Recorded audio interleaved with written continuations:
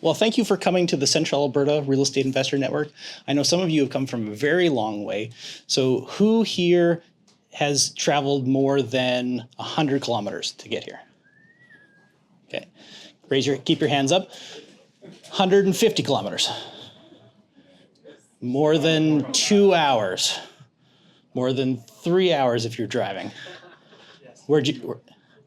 She came from Kelowna. Hong Kong.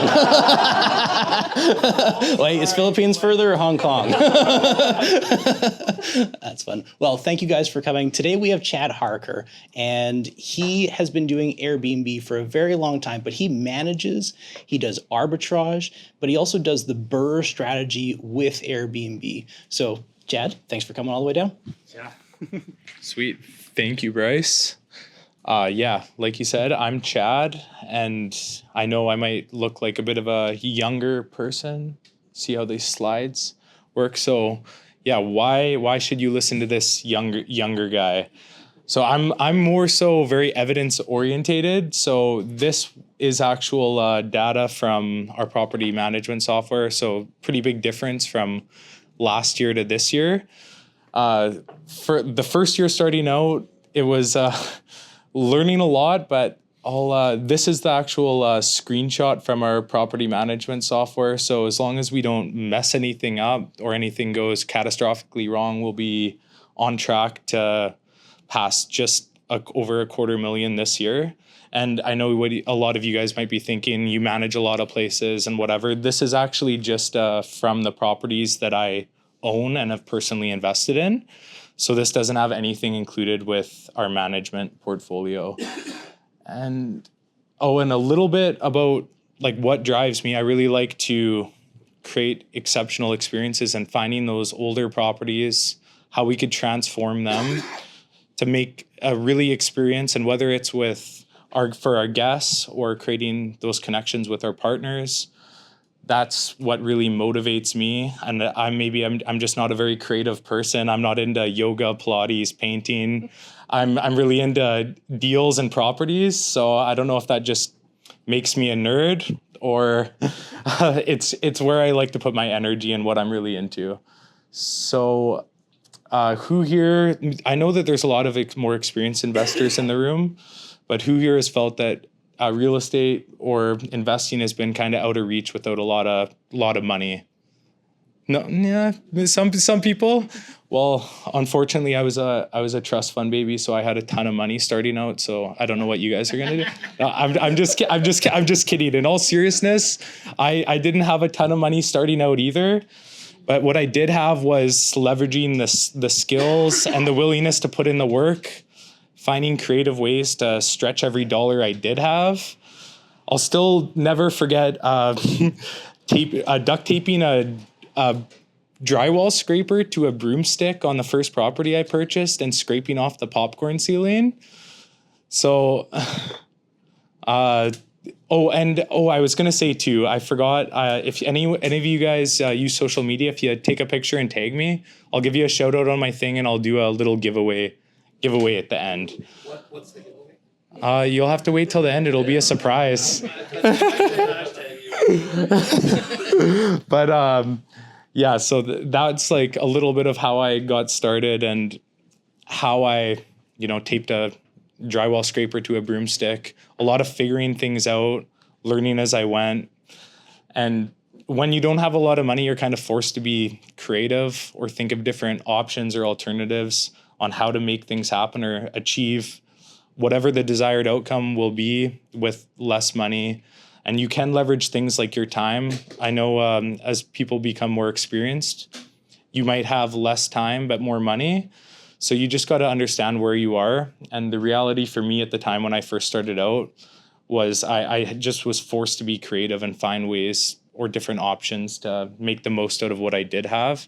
And just reading books, listening to podcasts. And if you're able to stack that with, because I still remember when I was doing a lot of these renovations, I was actively in the property listening to real estate podcasts. So it hits a little bit different when you're, breathing in drywall dust or sawdust and you're working on the property as you're listening to it. So that's one way that'll like permanently get instilled in your brain. So I would, yeah, highly recommend if anyone's getting started, just leverage those tools, because I never came from a formal education. I didn't go to school for business or real estate. And for more context, when I first started, I literally had no idea what the difference was between a variable rate mortgage or a fixed rate mortgage. So if you know that much already, then you're further ahead of me than when I first started out. So that kind of leads me into how I got started and what my story is.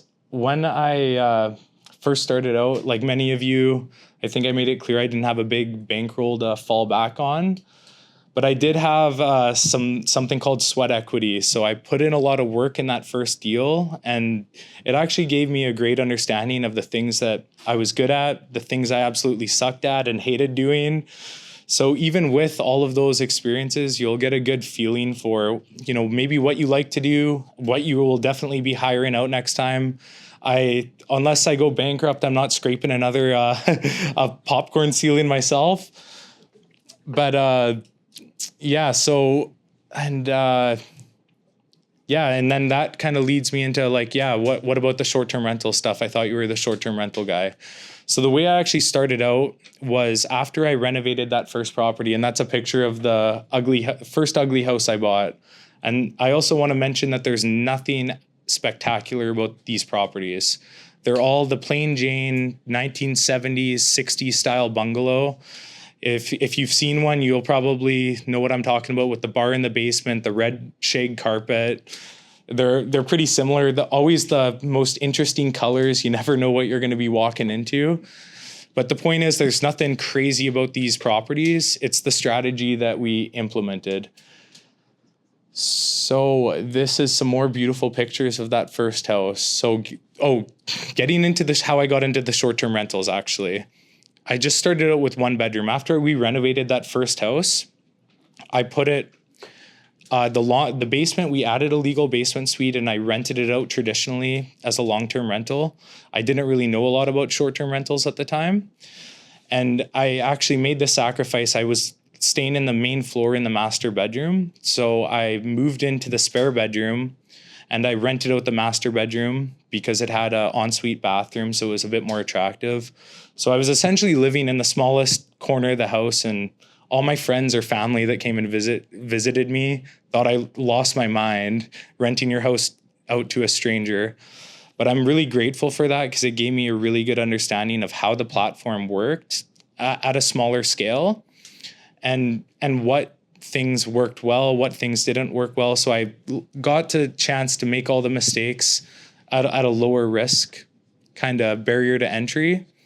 And this is something that anyone could do if they're willing to make those kind of sacrifices. And this might not be for everyone. Living with a stranger might sound a little bit weird, but that's what gave me the ability to fund my next deal.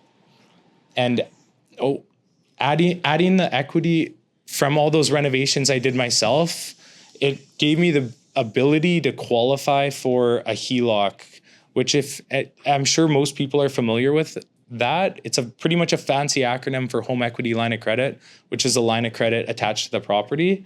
And that was the stepping stone to self-fund my first BRRRR deal.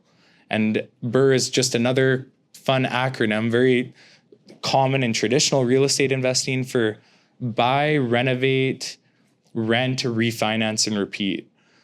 And this is probably one of the best strategies that you could do with real estate. I just kind of combined it with the short-term rental business model. So this is the second property I purchased, and this will be the case study for the presentation. A really ugly house, as you could see from the pictures. It was even uglier in person. But I bought it for $290K. It was an off-market deal. And the main difference with this property wasn't necessarily the property. As you could see, it was nothing spectacular. This isn't a mansion or anything crazy. But it was a strategy that we used with this deal, with combining it with the short-term rental business model. So a few of the things that you really want to consider with any BRRRR deal, this doesn't just apply for short-term rentals, is you want to plan in advance and understand what some of those comparable properties will be, because it's going to come down to what the appraiser will come when you go to pull out the money. So knowing what the comparables are in that area of the city, what level will give you a good understanding of what level you need to renovate it to, and an idea of what that end appraisal will look like, so you could see how much money you could pull back out of the deal. So these were I don't know what happened with the slide. Either way, you probably get the point. So the initial purchase price was $290,000, and after the renovations and furnishings, the all in was about $150,000. And one thing you really need to consider with a short-term rental is how much it's going to cost for the furnishing.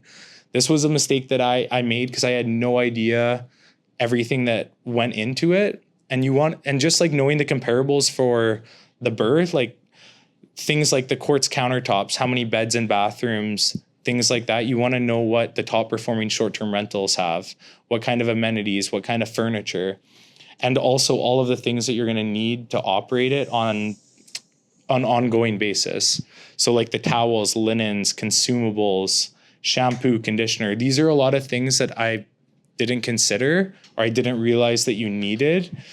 And that's one thing that you really need to budget for accordingly when you're planning on doing a short-term rental. So all in, with the down payment, I was in for about exactly $208,000. And the after appraised value for this property, it came back really well. And one of the perks of a short-term rental is it looks really good on the appraisal. Like the appraiser came in and he's like, this is one of the nicest properties I ever seen. Your tenants look fantastic. And and I think that helped out tremendously. And it's also fully furnished, staged, looks great. So the new mortgage was $350. So after I was able to pull out the money, which was $135,000, which, like, if you know a perfect BRRRR is you get all of your money back out and you're into the deal for essentially nothing. The thing is that one of the things I learned is how important the planning goes into it. So talking with a mortgage broker and knowing that you need to requalify, because essentially, if you're not familiar with the refinance, you're getting a new mortgage. So I was only able to qualify for not the traditional is you could go all the way up to 80-20. Usually, if you could qualify, I was only able to get the LTV of 34%. So it was like I put a 34% down payment on that property. And honestly, I would have went all the way up to the 80-20. I wasn't trying to be conservative. I would have took all the money from the bank and ran and got a perfect BRRRR. But that's what I was able to qualify for. And I was still really happy with the results. And one of the good things with this is even if you don't do it perfectly, it's still a really good deal. Or you could tell me if after looking at some of the numbers. So after the first year, the performance, our gross revenue was $90,000. This was the last 12 months. And if anyone doesn't believe me, I'll show you the reports right on my laptop directly from our software, because I am very evidence orientated. And the expenses, so think of the management fee, the turnovers, the operating expenses on a short-term rental are typically a lot higher. So it's something you need to account for. But after all the expenses said and done, we net around $26,000. So on average, it was almost $2,200 a month. And you got to consider too, a short-term rental, it's going to fluctuate month over month based on the season. So that would just be the average based on the annual gross revenue. And that's why when you hear short-term rentals, it's good to know that people will typically talk in terms of gross revenue, because your operating expenses can fluctuate, and it depends if you're getting it professionally managed. So after this was done, this is what the numbers look like. The cash on cash return, 36%. Which is pretty fantastic, because if you think of if it was rented out as a long-term rental, our net cash flow would have been almost like our gross cash flow as a long-term rental. That's phenomenal. Yeah, we're pretty happy. And this was also like transitioning from, this was my first shot with a short-term rental. I was making the jump from one bedroom to this property. So I anticipated doing a lot better this year because I've learned a lot and I know a lot more. But still, like, if you do this and you surround yourself with the right people, or you're able to learn from someone like me who's made all the mistakes, leverage that, because that will really accelerate your growth. So a few of the lessons that I learned are you want to renovate for things that are going to drive the highest appraised value. So going back to knowing what the comparables are, a few of the things we did with this place, we added some bedrooms. So if we converted a den into a bedroom, we added another bathroom. And you also want to consider, if you do plan on making it a short-term rental, what are things you could do to help with the ongoing operations and making it more efficient. So a few of the things we did in terms of the operational efficiency was adding a washer and dryer to both floors, having things like smart locks that could automatically generate codes for your guest reservations. And this could sync directly with your property management software. Or if you're not using it, it could link directly with Airbnb.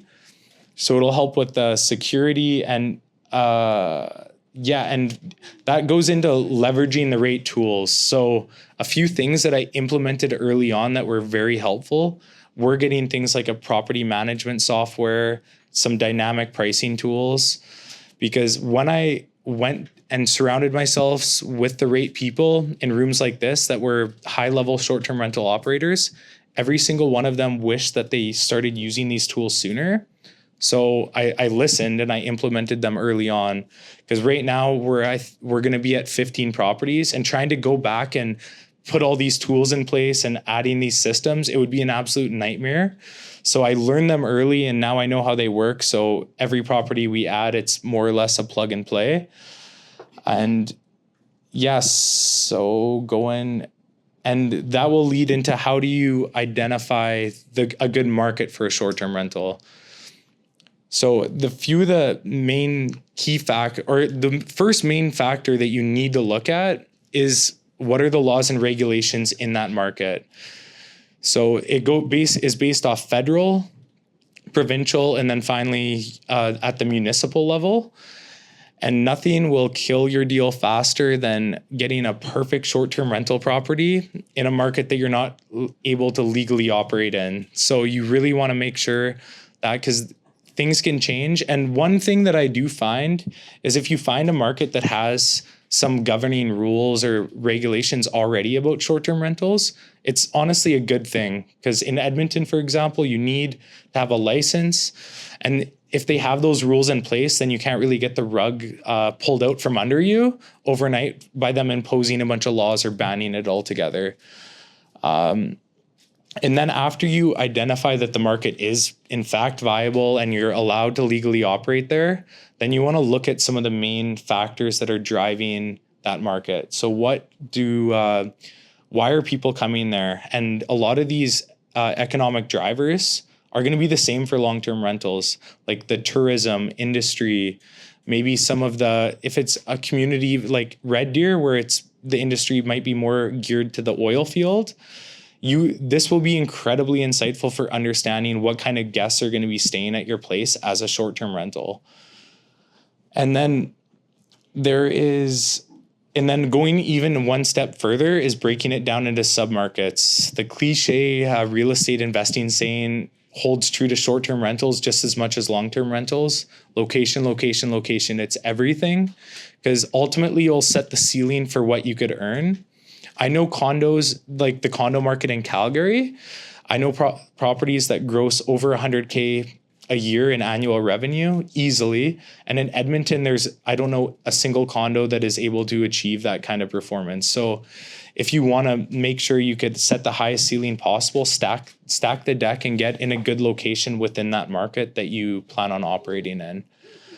And one of the other big factors within those submarkets, the seasonality component is huge with short-term rentals. Summer in these markets, usually you're raking it in, the demand's really high, but in the winter it slows down substantially. So a few things, like one really good tip that you could look for is looking for places maybe near a hospital or a location in that submarket where it's going to drive consistent all year around demand. We have some properties in Edmonton near a hospital and they're fantastic. We get lots of doctors, nurses, people visiting their families, and a lot of them, they're undergoing longer medical treatment, so they'll be staying for a few months. So it's a really fantastic way to help kind of offset that slower season. And then using the rate tools. So AirDNA is fantastic for understanding what the seasonality component is in that market. And if you don't know, if you're not familiar, there is you can get a lot of the information for free. But if you are planning on making, a huge investment, invest a couple $100 for an annual subscription for the software.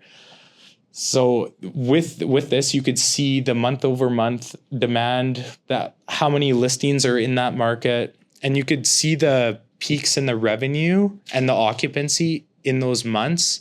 So you have a good understanding of what it's going to look like for you when you're kind of going into those slower seasons and what strategies you could apply. This is a picture of Edmonton. So one other thing, when you're once you determine the market is viable and it's a good market to operate in, how do you determine the right kind of property? So one thing that I really like to do is I like to filter by revenue. This is actually a screenshot of the properties in Edmonton filtered by revenue. And you will get a good understanding of what you need to do or what the comparable properties have that are the top performers in that market. And I really like to stack the deck as much as possible. You want to look for properties that have some form of competitive advantage. Think of things like maybe architectural elements, maybe a cool spiral staircase. You could see that the top performing property in Edmonton is a house with a pool. That might be a little bit of an extreme example for a competitive edge, but it's the only house in Edmonton on Airbnb with a pool, and it's the top performer. And it's also, have a question? Yeah, Chad, sorry to get you to backtrack. Yeah, no problem. Would you, do you have certain standards to call a market viable? Well, You know what I mean? Like qualifying a good market versus bad market? yeah, I would look at all of the comparables and see, so that would kind of tie it in with the real estate investing component. What are the costs per property versus the annual revenue of what the potential is for those properties?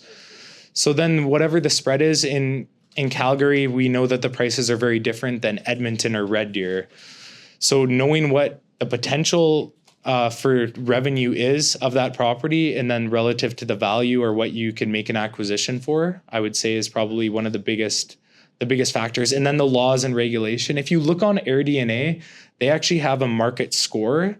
So then they factor in the revenue, the real estate price, and the laws and regulation to determine what the ranking is. And Edmonton is actually ranked as one of the best in Canada. The market score, I don't have a screenshot of it here, but I'm pretty sure it's 98. And that's based on 100 being the best. So it's a fantastic relative to the cost that you could acquire a property and what you could earn. It's fantastic. But going back to what you could do to create that competitive edge for yourself, I'm not saying that you have to, invest in a pool and put a pool in your place. But let's say you're looking at comparables and the top property has a hot tub. If you want to be a top performer, you're going to want to have a hot tub.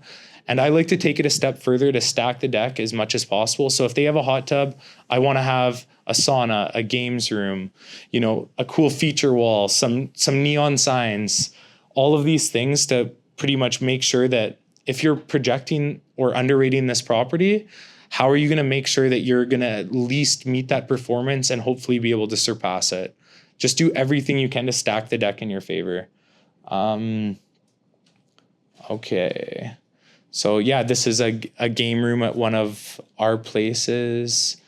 And then when I'm looking to make an acquisition, I try to look for as many of those value add opportunities. Because at the end of the day, whether it's a short-term rental or a long-term rental, I'm an investor first. And even though short-term rentals in some people's eyes might be a little bit more of a risky strategy, I want to make sure that it'll still cash flow and perform as a long-term rental. Because look at what happened in BC. They changed the provincial regulations overnight. And in some areas like Kelowna, they even went a step further on the municipal level to impose further restrictions and regulations. So if you are making a substantial investment, try to protect yourself and make sure that if anything happens, you could still cash flow the property as a long-term rental or a medium-term fully furnished rental. So the few of the things we did, like adding the extra bedroom, adding the bathroom, helped us get to a point where it's going to yield the highest appraised value, and it's going to make the most sense as a long-term rental, because adding those things are going to be substantial when the bank comes to do an appraisal on the property. And then one other thing that I see a lot of people overlook, especially with short-term rentals, is they don't factor in the utility costs, which is, aside from the cleaning and your mortgage, is probably the biggest expense.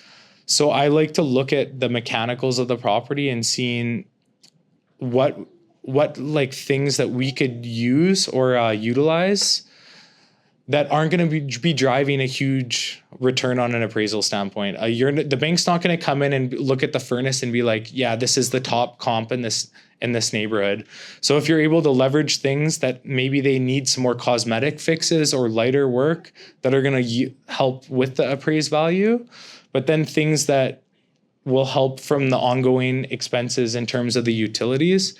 Like this is actually a screenshot of one of the last properties I purchased. And one of the big factors that came into that decision were the fact that it already had solar. The guy was an energy efficient nut. He had a geothermal heat pump, triple pane windows, upgraded roof. So a lot of these major mechanical components that I'm telling you right now from the purchase price, he didn't get all of his money back out of, but it still looked like an ugly old grandma's house bungalow on the inside, was a huge factor in the decision that I made to purchase this property. So a few of the big takeaways are the creativity and the skills that you could build are gonna ultimately help open the doors for you for potential deals or partnerships. And if you're able to go to places like this, it's such a great way to learn. Like I really appreciate Bryce for putting these on, and a lot goes into organizing and putting on these events. So, and one of the things that I've neglected for a long time, but I've really seen the benefit in the last year, was really documenting the journey, showing what you're doing on social media, just being authentic, being yourself. Don't pretend to be someone you're not, because that's going to attract the wrong kind of partnerships or the wrong kind of clients that are just an absolute nightmare to deal with. So definitely be yourself. And before I kind of like lost track on one of the slides, I also wanted to touch on, when you're doing the BRRRR, there's one thing that a lot of people also overlook when you're doing that appraisal as a short-term rental, because if anyone knows, lenders don't like short-term rental income.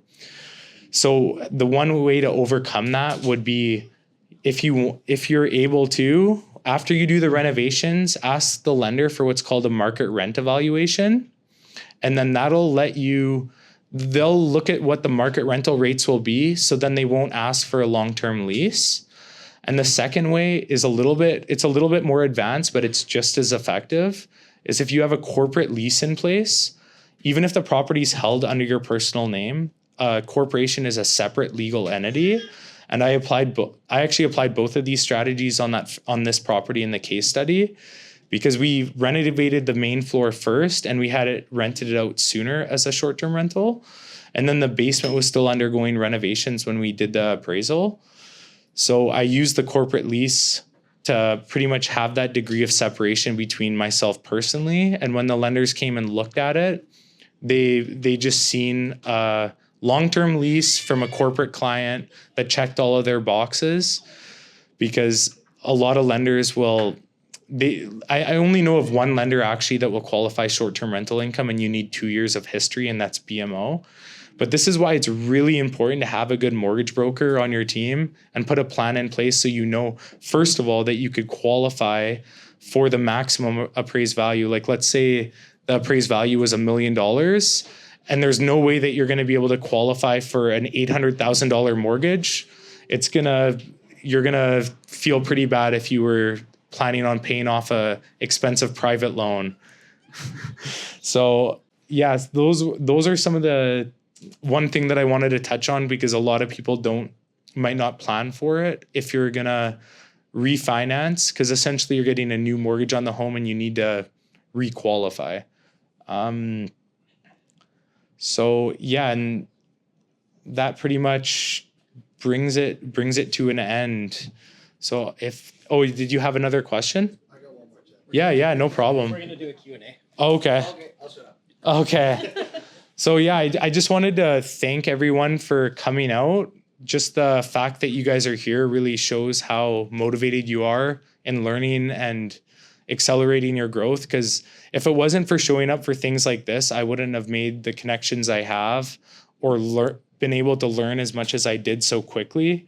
And just the fact that if you're willing to make those sacrifices and go all in, it'll make a huge impact on the success of your real estate investing journey. So really appreciate you all for coming out. And the best way to get in touch with me is that social media. So feel free to add me. And if you have any other questions or the giveaway, I'm gonna do a free night stay at one of our places in Edmonton. So I hope you guys like hope you guys like West Edmonton Mall or the Oilers. those are two of the big drivers there. So